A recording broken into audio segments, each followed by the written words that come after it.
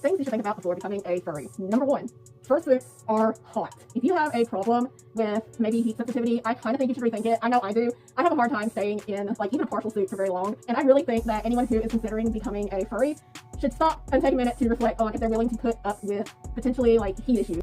I guess it depends on how well your head is ventilated. I put this one together myself. I had purchased a 3D printed head base, and I decided I was going to make my own fur head. And yes, I was a little lazy. I didn't want to like carve it out from foam from like literally scratch. And I very much applaud the fursuit makers that are able to put up with that and have the patience for it. I did not have the patience for it. But fur heads are very hot. One of my longtime friends was into furries and kind of got me into furries and whatever like many years ago. And the very, very first furry convention I ever went to, she let me borrow her fur head. And well, it was amazing and I had a great time. That thing was hot. I had a hard time not feeling like I was suffocating. And back then, I'm like, yeah, I don't think being a furry is for me. Well, fast forward many, many years later, and voila, here I am.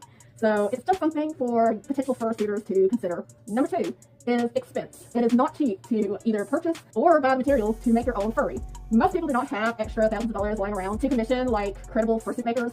And while there are beginner fursuit makers that offer actually really good prices, even though they're starting out for really good quality pins and suits, that's not cheap either. If anyone has not researched the price for becoming a furry, then I suggest that you do so. It's not going to be cheap. I mean, it's just not. While it is cheaper to make it yourself, at the same time, it is very time consuming. I thought I could make mine in like less than a month, like just the head. I ordered like my paws and my flip paws or whatever.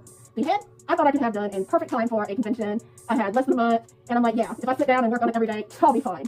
Well, literally, the day of the convention, I was up till 6 or 7 in the morning working on this head, almost finished, but not quite there yet, and I still did not finish it. And I had to reach a point that I realized I was like, there is no way I'm going to finish this in time for this convention. There is a lot of work that goes into it. You have to be very patient, and it's not possible to do it. I encourage you to try if you feel like you can actually tackle that, but I just want you to be aware of the amount of work that actually go into these. Like, until I actually finished my fur head, I just did not realize how much went into these things, and it gave me a greater appreciation for the fursuit makers that do this all the time for a living. So, just something to think about.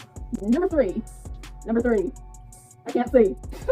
Anyway, number 3 is be prepared for people to think that you're a little weird and not normal if you choose to actually fully embrace the furry lifestyle. You're going to have some weirdos think that you are a weirdo in more than one way.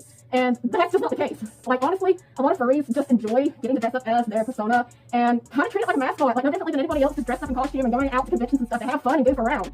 Just because we're a furry and we're in some kind of odd, like, animal mascot outfit doesn't mean we're a bunch of weirdos. Now, for the longest, because of the stigma around the furry community, I didn't really want to come out and say I'm a furry. And I don't, it's like, I'm kind of torn. I am and I'm not a furry. Like, I kind of feel more so like I'm a mascot of my persona than I am like a strict furry. But kind of at the end of the day, it's kind of like the old saying, duck's a duck. Like, either you are or you're not. So I guess I have to admit I'm a furry. But I'm not a weirdo, and I certainly don't do weird things that a lot of people like to accuse people in the furry community of doing. And so just be aware of some of the stigma that comes from it, just because we have few bad apples in our tree, okay? So, like, be aware of that.